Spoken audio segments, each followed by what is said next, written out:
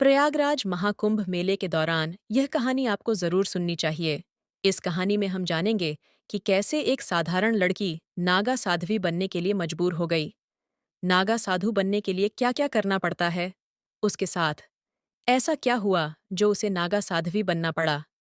प्रयागराज महाकुंभ के दौरान नागा साध्वी के दर्शन करने से मनुष्य किस प्रकार दुखों से मुक्त हो जाता है।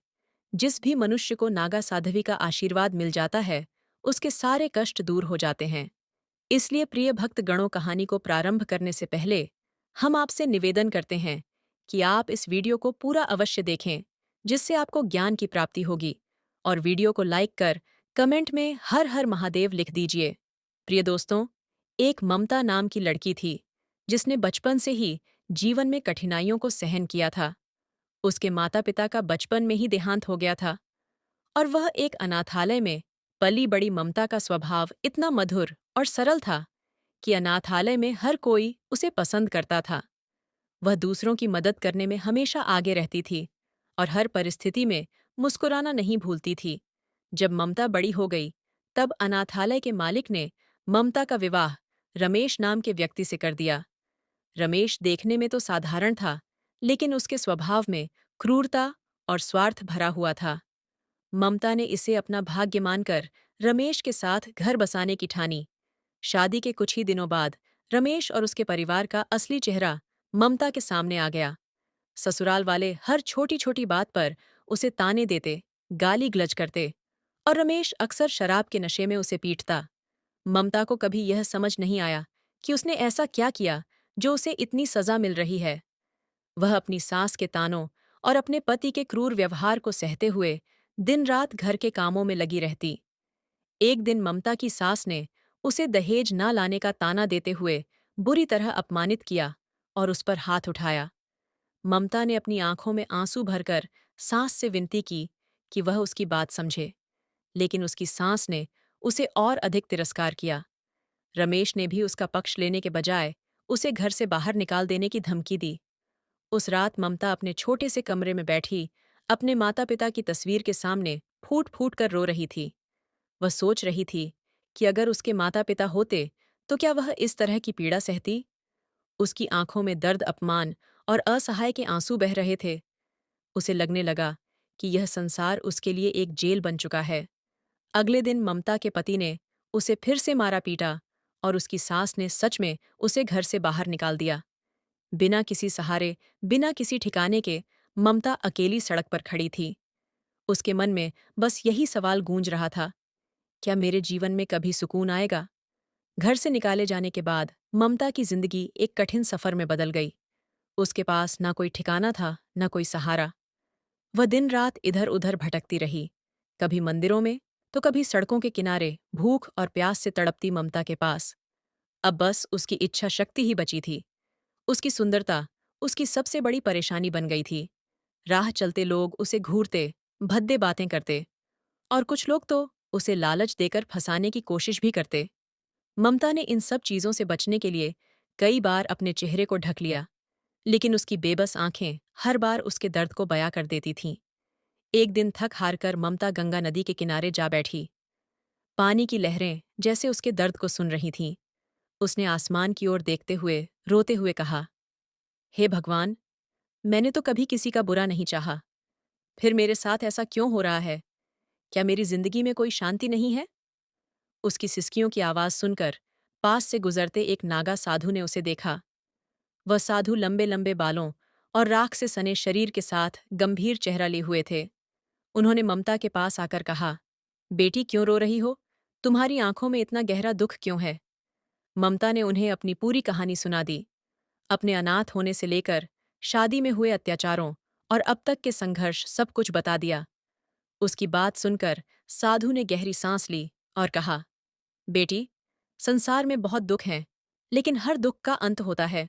तुम इस दुख से निकल सकती हो, लेकिन इसके लिए तुम्हें खुद को बदलना होगा। ममता ने उत्सुकता से पूछा, कैसे बाबा, क्या मेरे जीवन में शांति और सम्मान लौट सकता है।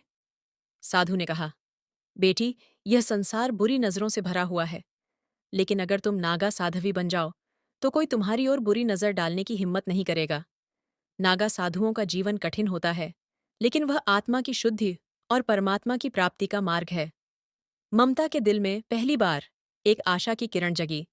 उसने साधु से पूछा, बाबा, क्या मैं नागा साध्वी बन सकती हूँ? मुझे इस कठिनाई से निकलने का कोई भी रास्ता मंजूर है।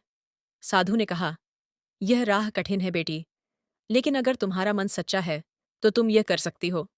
ममता ने अपनी सारी इच्छाएं और भय त्याग कर नागा साध्वी बनने का निर्णय लिया। ममता ने अपने जीवन को बदलने का दृढ़ निश्चय कर लिया।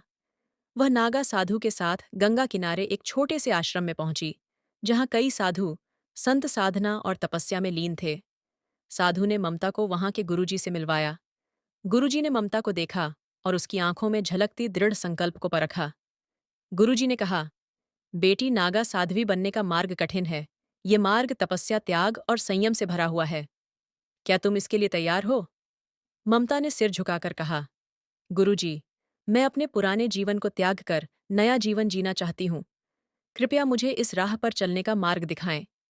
गुरुजी ने उसे समझाया कि नागा साधु या साध्वी बनने के लिए शरीर और मन दोनों को कठोर तपस्या के लिए तैयार करना होता है। उन्होंने ममता को बताया कि यह प्रक्रिया 4 चरणों में पूरी होती है। पहले चरण त्याग का होता है। ममता को सबसे पहले अपने पुराने जीवन के सभी बंधनों को त्यागना पड़ा। उसे अपने सारे कपड़े, गहने और भौतिक वस्त्रों को नदी में बहाना पड़ा। यह एक प्रतीक था कि उसने अपने सांसारिक जीवन को पूरी तरह त्याग दिया है। इसके बाद उसे साधु संतों के समान वस्त्र पहनाए गए और शरीर पर भस्म लगाया गया। दूसरा चरण शुद्धि और दीक्षा होती है। गंगा नदी में स्नान कराकर ममता को शुद्ध किया गया। यह शुद्धिकरण उसकी आत्मा को पवित्र बनाने के लिए था। इसके बाद गुरुजी ने उसे मंत्रों का जाप सिखाया और नागा साध्वी बनने की दीक्षा दी। इस दीक्षा के दौरान ममता ने गुरुजी और देवताओं के सामने यह वचन लिया कि वह हमेशा सत्य, तपस्या और ब्रह्मचर्य के मार्ग पर चलेगी। तीसरा चरण तपस्या का अभ्यास होता है। ममता को कठिन तपस्या करनी पड़ी। उसे दिन रात ध्यान और योगाभ्यास करना सिखाया गया। वह जंगलों में जाकर कठोर साधना करती, कभी कभी बिना खाए पिए घंटों तक ध्यान में बैठी रहती। यह तपस्या उसके शरीर और मन को मजबूत बनाने के लिए थी। चौथा चरण आध्यात्मिक ज्ञान की प्राप्ति होता है। गुरुजी ने ममता को वेद, उपनिषद और अन्य शास्त्रों का अध्ययन कराया। ममता ने अपनी शिक्षा में गहरी रुचि दिखाई और धीरे धीरे आत्मज्ञान की ओर बढ़ने लगी। कई महीनों के कठिन अभ्यास और तपस्या के बाद ममता ने नागा साध्वी के रूप में अपनी पहचान बना ली। उसका मन अब शांत और दृढ़ था। उसने संसार की हर बुरी नज़र और बुराई से ऊपर उठने की शक्ति पाली थी। एक दिन गुरुजी ने ममता को आशीर्वाद देते हुए कहा, बेटी, अब तुम केवल ममता नहीं हो, अब तुम एक साध्वी हो जो अपने तप और साधना से दूसरों का मार्गदर्शन करोगी। गुरुजी ने उसे समझाया कि नागा साधुओं का जीवन केवल साधारण साधना का नहीं, बल्कि त्याग, तपस्या और आत्मशुद्धि का जीवन है। गुरुजी ने ममता को सुबह से लेकर रात तक कठोर नियमों का पालन करने का निर्देश दिया।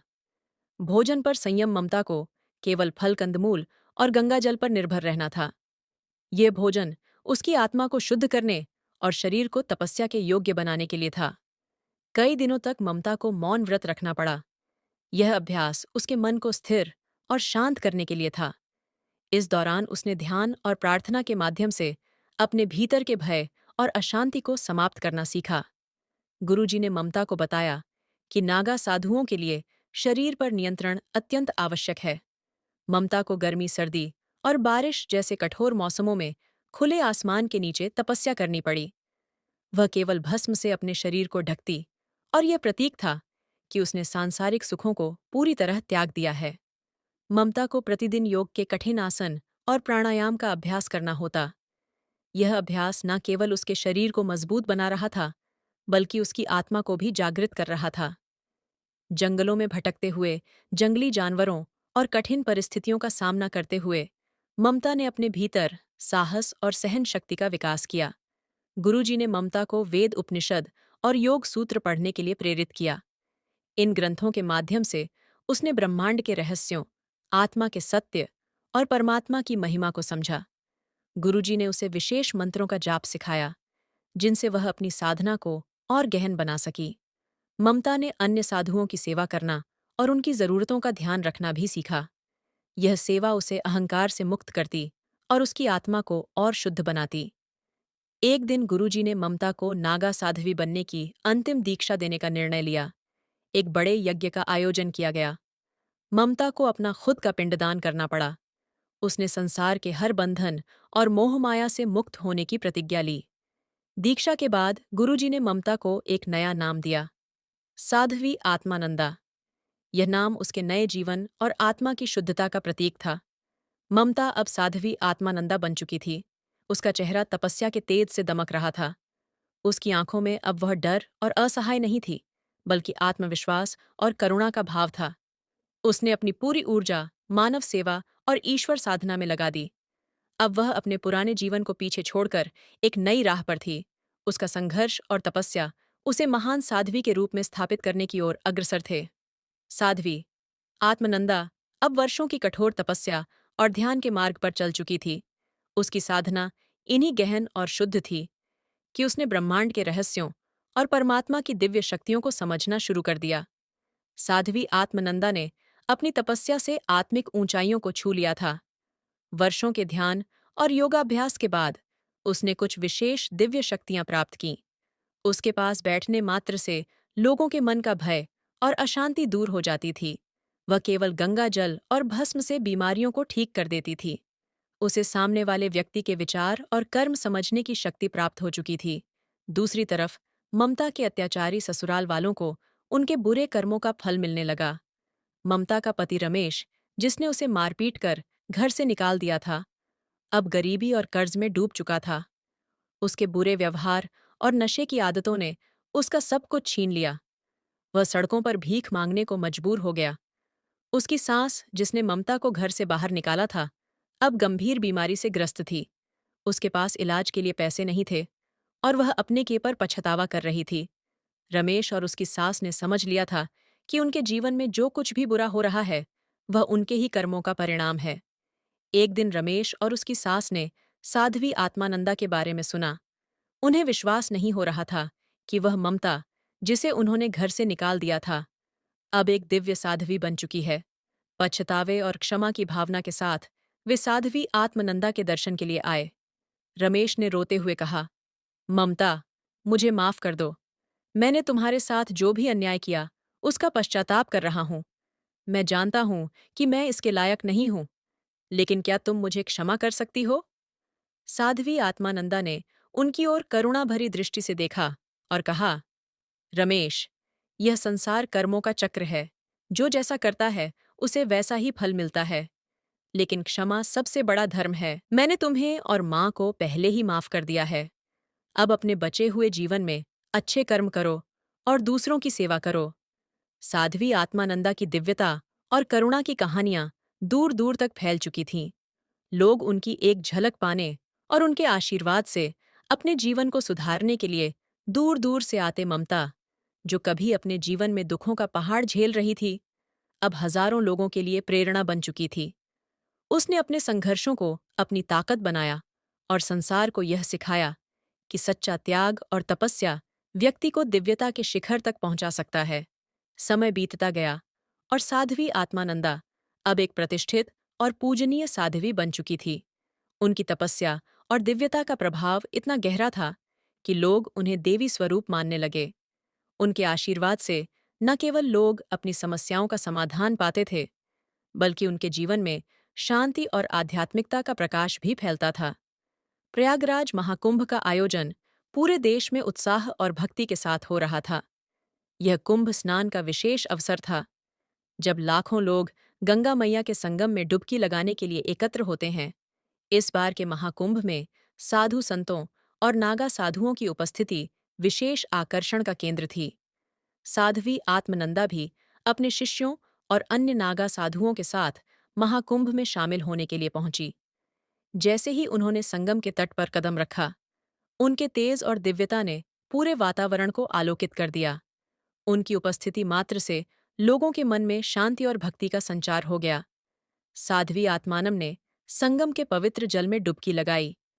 उनके स्नान के समय ऐसा प्रतीत हुआ मानो गंगा का पानी और अधिक पवित्र हो गया हो। लोग उनकी एक झलक पाने के लिए भीड़ लगाए हुए थे। उनके पास आने वाले भक्तों की लंबी कतारें थीं। कोई अपनी बीमारी से छुटकारा पाने के लिए, कोई मानसिक शांति के लिए, तो कोई उनके दिव्य आशीर्वाद से अपने जीवन में प्रकाश लाने के लिए आया था। साध्वी आत्मानम ने हर किसी को करुणा और प्रेम से आशीर्वाद दिया। उन्होंने कहा, संसार के दुखों का समाधान सेवा, त्याग और तपस्या में है। गंगा मैया के इस पवित्र जल में डुबकी लगाकर अपने बुरे कर्मों को धो डालो और नए सिरे से जीवन जीने का संकल्प लो। महाकुंभ में रमेश भी पहुंचा। वह अब पूरी तरह से बदल चुका था। उसकी आंखों में पश्चाताप के आंसू थे। उसने साध्वी आत्मनंदा को देखते ही उनके चरणों में गिरकर कहा, मुझे माफ कर दो। मैंने तुम्हारे साथ जो किया, उसके लिए मैं स्वयं को कभी माफ नहीं कर सका। तुमने मेरे जीवन को बदल दिया। तुम्हारी सिखाई करुणा और क्षमा ने मुझे एक अच्छा इंसान बना दिया। साध्वी आत्मानंदा ने उसे उठाया और कहा, जीवन में हर कोई गलतियां करता है, लेकिन उन्हें सुधारने का संकल्प लेना सबसे बड़ा धर्म है। तुम्हारा पश्चाताप ही तुम्हारा शुद्धिकरण है। आगे का जीवन अच्छे कर्मों के साथ बिताओ। महाकुंभ के इस आयोजन में साध्वी आत्मनंदा ने एक प्रवचन दिया।